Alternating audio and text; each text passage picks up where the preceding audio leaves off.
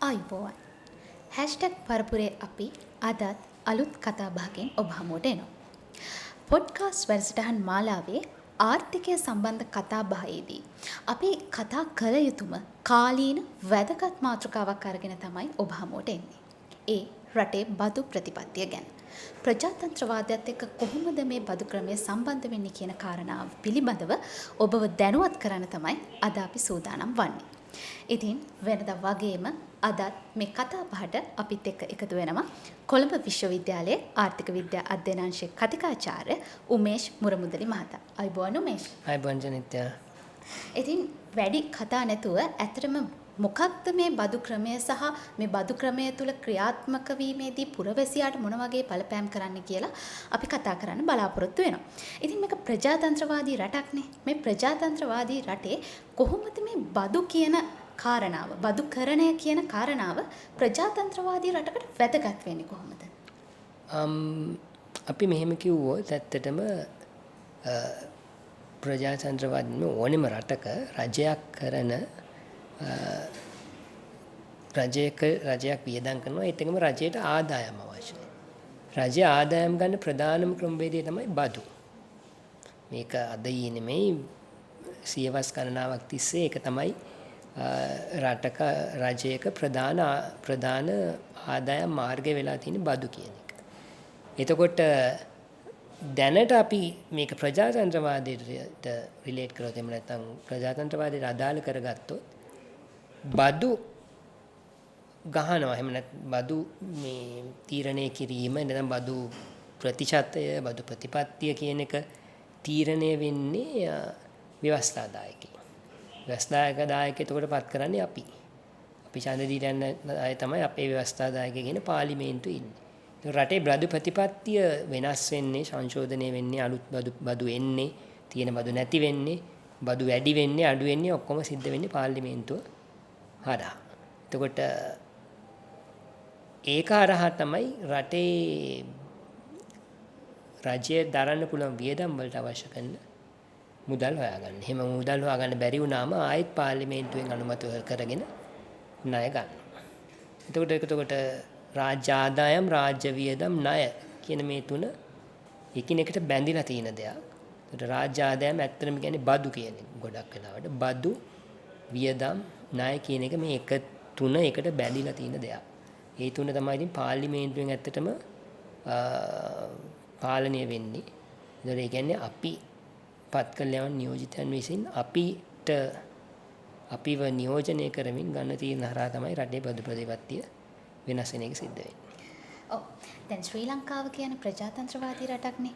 එතකොට මේ බදු ප්‍රතිපත්තිය ක්‍රියාත්මක කිරීමේදී ශ්‍රී ලංකාවේ තියෙන ප්‍රජාතන්ත්‍රවාදය සහ බදුකරණය අතර සම්බන්ධය මොන වගේද?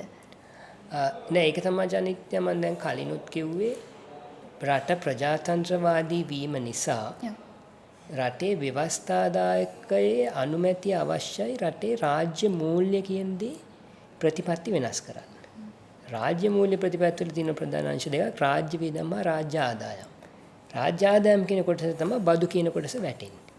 එතකොට ඒක කොහොමද ප්‍රජාතන්ත්‍රවාදයත් එක්ක සම්බන්ධ වෙන්නේ? ප්‍රජාතන්ත්‍රවාදයක් තියෙන නිසා අපේ ජනතාව නියෝජනය කරන ජනතා නියෝජිතයන් විසින් බදු වලට අදාළ කරන තීරණ බදු ප්‍රතිපත්ති වෙනස් වීම අනුමත කරන්න ඕනේ. මොකද ඒක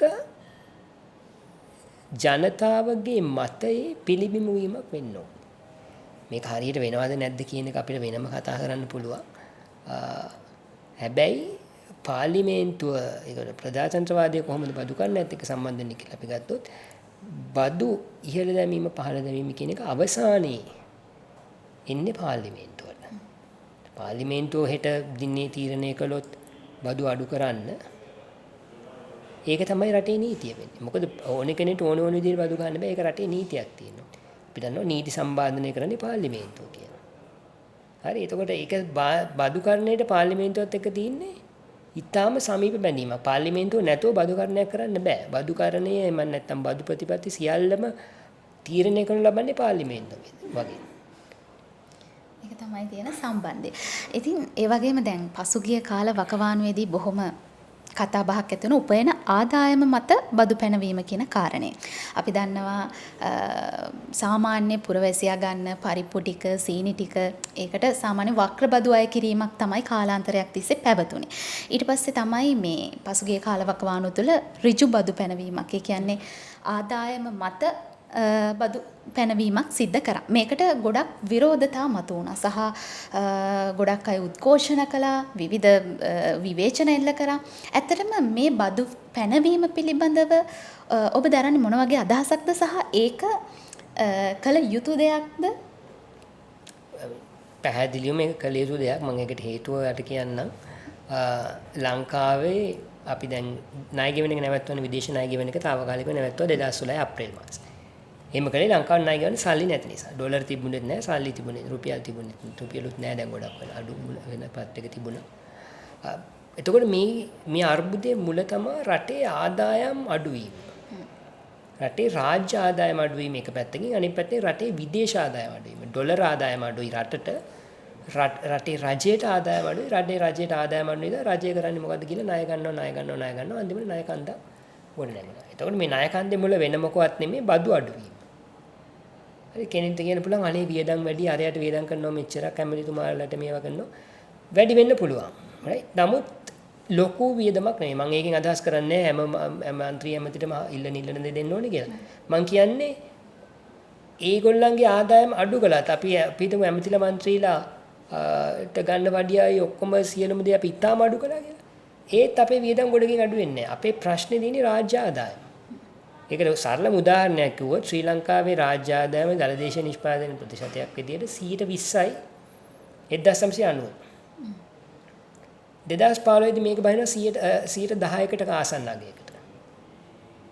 2020 වෙද්දී 8%ක් වගේ අගයක්. දැන් ඔයාලට පේනවා එතකොට කොච්චර දුරට මේක අඩු වෙලාද කියලා. එනි රටේ මිනිස්සු සල්ලි හම්බ කරනවා. හැබැයි මිනිස්සු සල්ලි හම්බ කරාට මිනිස්සු ගෙවන බදු ප්‍රමාණය මුළු හම්බ කරන සල්ලි ප්‍රමාණය ප්‍රතිශතයක් විදිහට අඩු වෙලා ඉන්නේ. ඒ කියන්නේ මිනිස්සු යම් ආකාරයකින් බදු ගෙවන එක පැහැරලා. එකක් අනිත් පැත්තේ රජය ඇතිතරම් බදු ගහලා නැහැ. එතකොට මොකද උනේ? බදු ගහන්න නැතුණාම හයිවේ හදනවා. අලුත් ඉඩලි බලාගාර හදනවා, අලුත් එයාපෝට් හදනවා.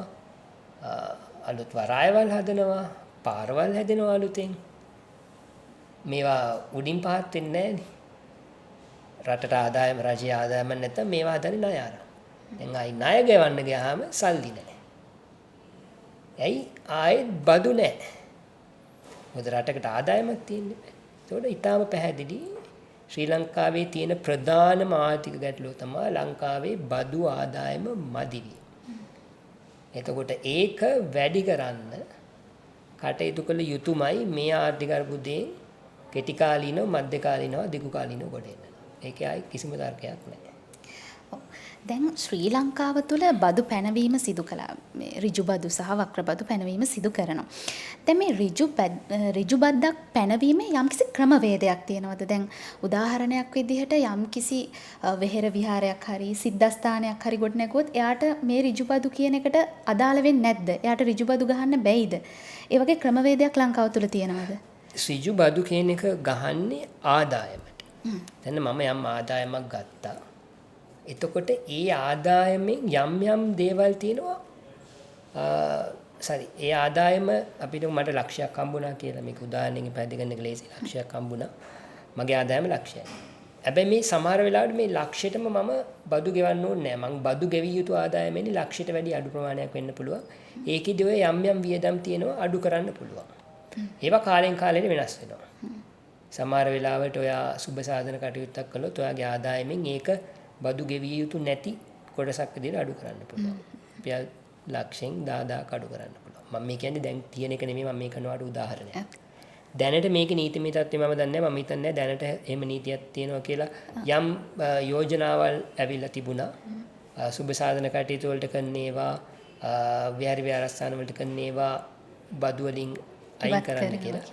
එතකොට ඒකෙන් අදහස් වෙන්නේ අපි ගෙවන්න තියෙන බදු ගෙවන්න තියෙන ආදායමෙන් යම් අඩුවක් වෙනවා. උදාහරණයකට ලක්ෂයක් නම් අපි බදු ගෙවන්න ඕනේ. අපි 10000ක් පන්සලකට දීලා, තව 5000ක් සුබ සාධනයකට දීලා තව මොකක් හරි අධ්‍යාපන කටයුත්තකට දීලා තියෙනවා නම් මේවා රජය විසින් කියලා තියෙනවා නම් මේවා disallowable expenses කියන අඩු කරන්න පුළුවන් ඒවා කියලා. එතකොට ඒ වාර ලක්ෂයෙන් අඩු වෙනවා. එතකොට අතන එකතු වෙනවා 20000ක්.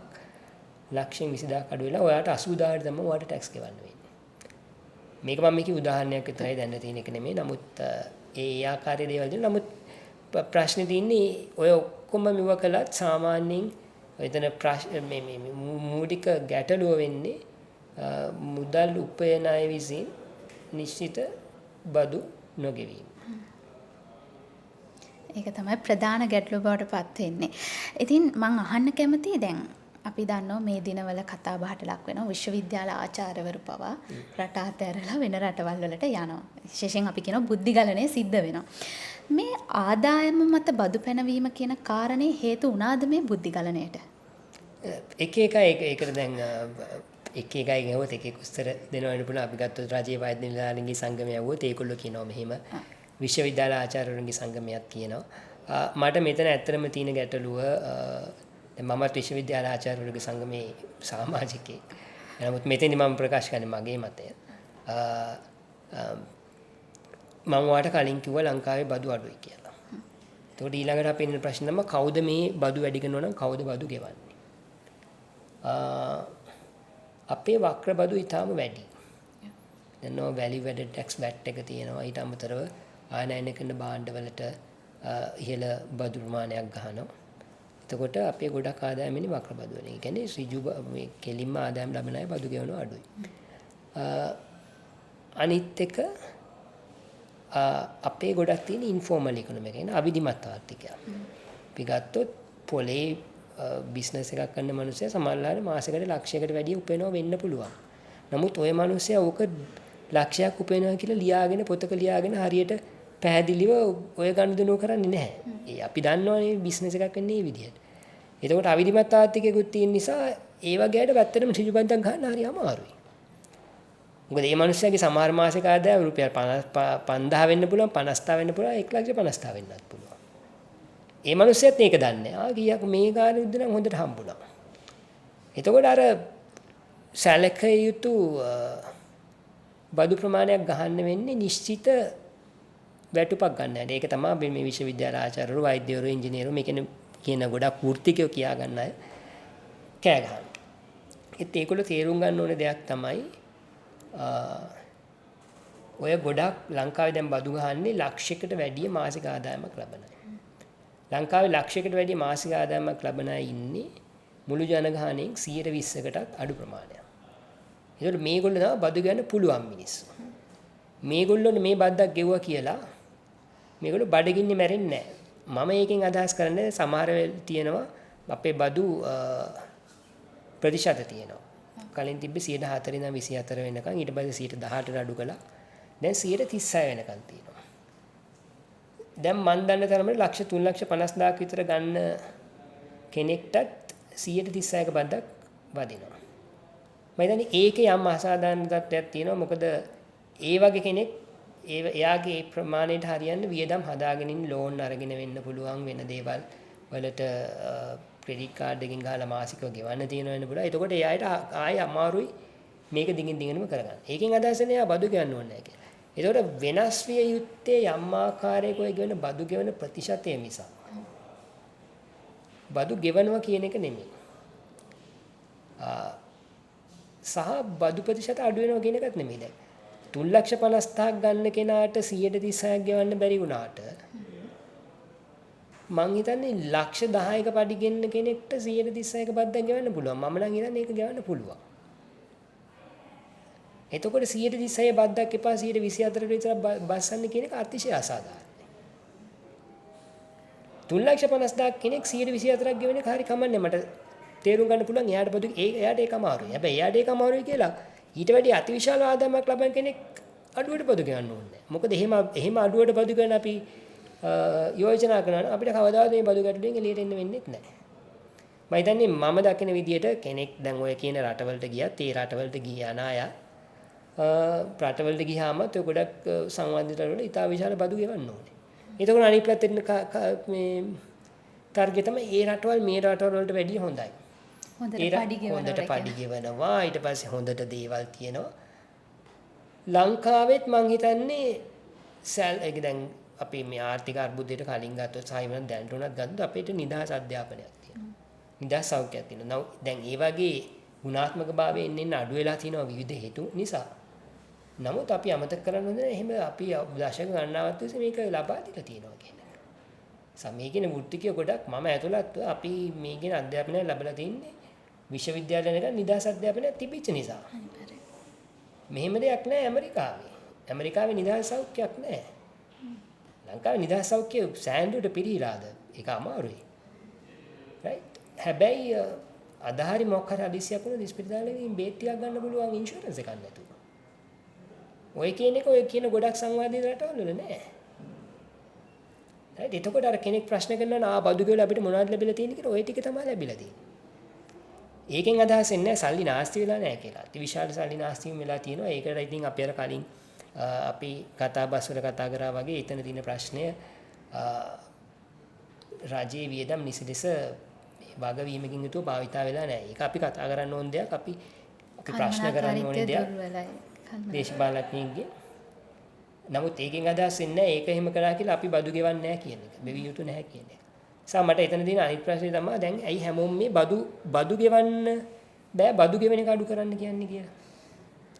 මේගොල්ලන්ට පුළුවන් සරලවම පෘථිගයන්ට තියෙන ප්‍රශ්නය මට පැහැදිලිවම මට වැටහෙනවා ඒගොල්ලන්ගේ පඩි අඩු එක මේ බදු ගෙවුවම ඒගොල්ලන්ට ගෙදර ගෙන යන තියෙන මුදල් ප්‍රමාණය අඩු වෙන එක ප්‍රශ්නයක්. මෙවැනි උද්දමන තත්ත්වයක් එක්ක දැන් අපිටත් ප්‍රශ්නයක්. එතකොට මම දකින්නේ ඇයි එහෙනම් පඩි වැඩිවීමක් ඉල්ලන්නේ නැත්තේ? පඩි වැඩිවීමක් ඉල්ලුවත් ඔයාගේ ගෙදර ගෙනියන ආදායම වැඩි වෙනවා. සමහරවිට ඊට වැඩියත් වැඩි වෙන්න පුළුවන්. උදාහරණයක් ගත්තොත් 1,50,000 දැන් මගේ තත්ත්වෙ ඉන්න කටිකාචාර්යවරයෙක්ට ලැබෙන පඩිය රුපියල් 1,50,000 වගේ ප්‍රමාණයක්. අපි බදු ගෙවනවා රුපියල් 5,000-6,000 අතර. එතකොට ඔය බදු ගෙවනක අපිට අයින් වුණොත් රුපියල් 6,000ක වැඩිවීමක් ලැබෙනවා. හැබැයි අපේ පඩිය 10%කින් වැඩි වුණොත් මීට වැඩිය පඩියක් ලැබෙනවා. ඒක 6,000 නෙමෙයි ඒක රුපියල් 10,000ක විතර වැඩිවීමක් තියෙයි. පඩිය වැඩි කළොත්. මට තියෙන ප්‍රශ්නේ ඇයි මිනිස්සු පඩි වැඩි ඇයි මේ කියන වෘත්තිකයෝ විශේෂයෙන්ම ඇයි මේ වෘත්තිකයෝ පඩි වැඩිවීමක් ඉල්ලන්නේ නැත්තේ? බදු අඩු කරන්න. එතකොට මට හිතෙන්නේ නිතර ලොකු මානසික මේ අපේ මයින්ඩ් සෙට් එක. හරි. හිතන විදිහේ ආකල්පමය ගැටලුවක් තියෙනවා. අපිට බදු ගෙවන්න බෑ. අපි බදු ගෙවන්න ඕනේ නැහැ. නිකන් අර බදු කිව්වම ඇඟට දැනෙනවා. ඇඟට දැන් හරි අමාරුයි දැන් ගෙවන එක. හරි ඉතින් ඇයි පඩි වැඩිවීමක් කිල්ලුවොත් ඔය මේ බදුත් ගෙවලා ගෙදර ගෙනින ගානත් පොඩ්ඩක් වැඩි කරගන්න පුළුවන්. එහෙම හිතලා නැහැ. හිතලා තියෙන්නේ බදු අයින් කරපන්. ඒකට මට එතන පේන ලොකු ආකල්පමය අවුලකුත් මම හිතන්නේ මේ ආකල්පමය අවුලුත් විසඳ ගන්න නැතුව මේ රටේ ආර්ථික ප්‍රශ්න විසඳන්න බෑ. මේක ඇත්තටම කෙලින් කතා කරන්න අවශ්‍යයි මේ විදිහට බදු ගෙවන්න ඕනේ කියන එක. එතකොට ඒ අයට මම හිතන්නේ මම දකින විදිහට අවශ්‍ය වෙන්නේ බදු ගෙවන ගමන් ආදායම වැඩි වීම. ආදායම වැඩි වීම කටයුතු කරනවා නම් එතකොට ඔය කියන වෘත්තිකයන්ට ප්‍රශ්නයක් වෙන්නේ. ඒකයි මම කියන්නේ ඒ අයට සැලකිය යුතු ප්‍රමාණයක වැටුප් වැඩිවීමක් ලබා දෙන්න. දීමාරා මේක ඇඩ්‍රස් කරනවා. එතකොට ඒ අය රට යන එක මයිග්‍රේට් කරන එක ඒක අපි දන්නේ නැහැ. සමහර අය බදු වලටම යනවා වෙන්න පුළුවන්. සමහර අය වෙන වෙන හේතුන් වලට යනවා වෙන්න පුළුවන්. නමුත් අපිට ඉතින් කෙනෙක් පිටරට යනවා නම් ඒක නවත්තන්න බෑ. ඒක කෙනෙක්ගේ අයිතිය. එයාලට කොහේ වැඩ කරන්න ඕනද කියන එක ඒකට රජය විසින් මැදිහත් වී යුතුයක් විදිහට මම දකින්නේ නැහැ. නමුත් බදුපත පැත්තේ වශයෙන් මම හිතන්නේ ඒක අදාළත්වයක් නෑ මේ කියන බුද්ධිගලණයට. අදාළත්වයක් නෑ කියලාමත් කියන්න අමාරුයි ජනිතනේ. සමහර අය මේක ප්‍රශ්නයක් විදිහට දකින්න. මම මේකයි කියන්නේ මේක ආදායම් ප්‍රශ්නයක්. මම දකින්නේ බදු ප්‍රශ්නයක් විදිහට නෙමෙයි ආදායම් ප්‍රශ්නයක්. ඒ අයකට ඒගොල්ලන්ට තියෙන ආදායම් ප්‍රශ්නයක් ඒක මේගොල්ලෝ ෆ්‍රේම් කරලා තියෙනවා බදු ප්‍රශ්නයක් විදිහට. ඇතැම් විට ඒගොල්ලොන්ට ඒ ලබන වැටුපට ඒ බද්දක් ගෙවුවහම සමහරට ඒගොල්ලන්ගේ ජීවන රටාව පවත්වාගෙන යන්න බැරි වීම ඒ කියන්නේ ආකල්පමය ගැටලුවක් වෙන්න පුළුවන්. එහෙම එකකුත් තියෙනවා. නමුත් මම අර ප්‍රධාන එක විදිහට දකින්නේ ඒක ආදායම් ප්‍රශ්නයක් විදිහට දකින්න නැතුව බදු ප්‍රශ්නයක් විදිහට දකින්න එක මම දකිනවා. එතෙන්දී ලොකු ගැටලුවක් ආකල්පමය ගැටලුවක් රටක් වශයෙන්. මේ කතාබහේ අවසාන වශයෙන් මම ඔබගෙන් අහන්න කැමතියි. දැන් මේ කාල සීමාව තුළ අපි IMF හරහා ණය ලබා ගන්නවනේ. එතකොට දැන් පළවෙනි සමාලෝචනය පසුගිය සැප්තැම්බර් මාසේ පැවැත්වුණා. දැන් ආයෙත් කතාබහක් යනවා දෙවන ණය වාරිකය ලබා ගන්න බදු වල යම්කිසි වැඩිවීමක් සිද්ධ වේවිදෝ කියන කාරණය. මේ පිළිබඳව ඔබේ අදහස මොකක්ද? ඇත්තටම එහෙම එකක් කියලා තියෙනවා. ඒ කියන්නේ මම ඔයාලට කිව්වා වගේ ලංකාවේ බදු ආදායම ඉතාම අඩුයි. ඒක තමයි ලංකාවේ තියෙන ප්‍රධානම රාජ්‍ය මූල්‍ය සම්බන්ධ ගැටලුව. ඒතකොට IMF එක මේ දෙවෙනි සමාලෝචනයේදීත් කියලා තිනවා බදු ආදායම වැඩි කරගන්න දිගින් දිගටම කටයුතු කරන්න කියලා. කියන්නේ සෑහෙන අඩු මට්ටමක ඉඳන් අපි වැඩි කරගෙන තියෙනවා. මේ වැඩි කලේ කොහොමද? බදු රේට්ස් වැඩි කළා. කියන්නේ බදු ප්‍රතිශත වැඩි කළා. 36 වෙනකම් වැඩි කළා. කම්පැනි වලට ගන්න බදු රේට් එක වැඩි කළා. අනිත් පැත්තෙන් තව අලුතෙන් ආයෙත් බදු ගෙවන්න ගෙන්න ගත්තා. උදාහරණයකට වශයෙන් ඉස්සර නම් බදු ගෙව්වේ මාසෙකට 2,50,000ක් ගන්න කෙනෙක්. දැන් 2,50,000ට වැඩි ගන්න කෙනෙක්. දැන් මාසෙකට ලක්ෂයකට වැඩි ගන්න කෙනෙක් බදු ගෙවනවා. එතකොට අපිට පේනවා වැඩි මේ මිනිස්සුන්ට බදු ගන්න ගත්තා. වැඩියෙන් කම්පැනි වලට වැට් එක ගන්න ගත්තා. වැට් එක වැඩි කළා. දැන් එතකොට ගොඩක් මේ බදු ආදායම වැඩිවීම ආවේ ඔය කියන්නා වූ රේට් වැඩිවීම සහ වැඩිපුර කට්ටියට බදු ගෙවන්න ගැනීම හරහා. මේක විතරක් මදි දිගින් දිගටම බදු වැඩි කරන්න. දැන් මට මීට වැඩිය දැන් මට බදු ගහලා මගෙන් පුළුවන් ටික කලෙක්ට් කරගෙන තියෙනවා. දැන් තවත් මට බදු ගහන්න පොඩ්ඩක් අමාරුයි. නේ මට ඇතුළු ගොඩක් ඔය තියෙන වෘත්ති ගැන දැනට මේගොල්ලෝ මේ පිළිබඳ වැඩි විරෝධයක් දක්වලා තියෙනවා. එතකොට මෙතනින් එහාට බදු වැඩි කරන්න නම් මොකද්ද කරන්න ඕනේ? ගොඩක් අවශ්‍ය වෙනවා අපි කියනවා ඉන්ස්ටිටියුෂනල් රිෆෝම් වගේ දේවල්. ඒ කියන්නේ ආයතනික වෙනස්. අපි උදාහරණයකට ගත්තොත් ඉන්ඩියන් රෙවෙනියු ඩිපාර්ට්මන්ට් එක ආදායම් බදු දෙපාර්තමේන්තුව ගොඩක් කාර්යක්ෂම වෙන්න ඕනේ. ඒගොල්ලෝ ගොඩක් විද්‍යුත් ක්‍රමවේද පාවිච්චි කරන්න ඕනේ. ටැක්ස් ගෙවන්නේ නැති අය දැන් අපි ගත්තොත් දැන් සැලරි එකෙන් ටැක්ස් ගන්න එක ලේසියිනේ. තව ඔය හොරෙන් ටැක්ස් ගෙවන්නේ නැතුව ඉන්න අය ගිහිල්ලා පස්සෙන් පන්නලා හොයලා එකතු කර ගන්න ඕනේ. ඕවා ලේසි වැඩ නෙමෙයි. ඔය ටික කරන්න සහ දිගින් දිගටම යම් බදු තියෙන අර කියන්නේ බදු එක්සෙම්පෂන්ස්. කියන්නේ බදු නිදහස් කිරීම අයින් කරන්න ඕනේ. අපනයන වල තියෙන විවිධාකාරයේ බදු සම්බන්ධයෙන් තියෙන වෙනස්කම් කරන්න ඕනේ. එහෙම එක බදු වෙනස්කමක් කළා ඒක ආපහු රිවයිස් කළා. රයිට් දැන් ඒක තමයි SWAT කියලා එකක් තියෙනවා අපනයන කරුවන්ට ගන්න. ඒක අයින් කරන්න තමයි IMF එකේ යෝජනා කළා තිබේ. ඒක රජයෙන් අයින් කළා ආපහු දැම්මා. දැන් ඔය වගේ දේවල් සමහරලාට අකමැති හෝ සමහරලාට ගන්න අමාරු තීරණ දිගින් දිගටම අරගෙන යන්න ඕනේ. ඒව අරගෙන යන්න කියලා තමයි IMF එක කියන්නේ. ඒක ලේසි නෑ. right ඉතින් එතකොට ඒ දේ කරේ නැත්තම් ආයෙත් ලොකු ප්‍රශ්නයකට යනවා කියන එක තමයි පැහැදිලිව කියන්නේ. ඒක ආපහු ණය ලැබෙන්නේ නැතු විතරක් නෙමෙයි ණය ලැබෙන්නේ නැති එක consequence එකක්. කියන්නේ එක ප්‍රතිඵලයක් විතරයි. එතනින් එහාට තව ණය වැඩිපුර ගන්න වීම නැවත ආපහු ලොකු අර්බුදයකට යෑම කියන එක අනිවාර්යයි. ඒක හරියට කරේ නැත්තම්. එහෙම නොවුනොත් නැවතත් පෝලිං වල ඉඳලා පෝලිං යුගයක් නැවත එන්න පුළුවන්. ඇත්තටම හරියට බදු වැඩි කිරීම දීර්ඝකාලීනව කරගත්තේ නැත්තම්. ඔව්. ඒක ඉතින් පුරවැසියෝ විදිහට හිතලා අපිත් ආකල්පමය වශයෙන් හිතලා අපේ වගකීම අපි ඉටු කරන්න ඕන. බොහොම සරල සංකීර්ණ මාතෘකාවක් බොහොම සරල ආකාරයෙන් මම හිතනවා මේක නරඹන ප්‍රේක්ෂකයාට අසන්නට ලැබෙවි කියලා. කියන්නේ මේ වගේ මාතෘකාවක් කතා කළ යුතුමයි. මොකද අපි බදු වැඩි ප්‍රශ්න වැඩි කියලා කොච්චර කතා කළත් මේ පිළිබඳව අපිට ලොකු අවබෝධයක් නැහැ. කොහොමද මෙහෙම වෙන්නේ? ඇයි මේ වගේ දේවල් කරන්නේ කියන එක පිළිබඳව ප්‍රේක්ෂකයාට ලොකු අවබෝධයක් නැති වෙන්න පුළුවන්. ඉතින් මම හිතනවා ඔවුන්ට මහත් අත්ස්වැසිල්ලක් වෙයි මේ වැඩසටහන. ඉතින් අපිත් එක්ක එකතු වුණේ කොළඹ විශ්වවිද්‍යාලයේ ආර්ථික විද්‍යා අධ්‍යනාංශයේ කතිකාචාර්ය උමේෂ් මුරමුදලි. ඔබට බෙහෙවින්ම ස්තුතියි. අපිත් එක්ක ඔබගේ අදහස් බෙදා හදා ගැනීමත් පිළිබඳව. ඉතින් #පරපුරේ අපි නැවතත් මේ වගේ කාලීන වැදගත් මාතෘකාවකින් ඔබ හමුවට එන බලාපොරොත්තුව ඇතුව අදට සමුගන්නවා. ස්තුතියි.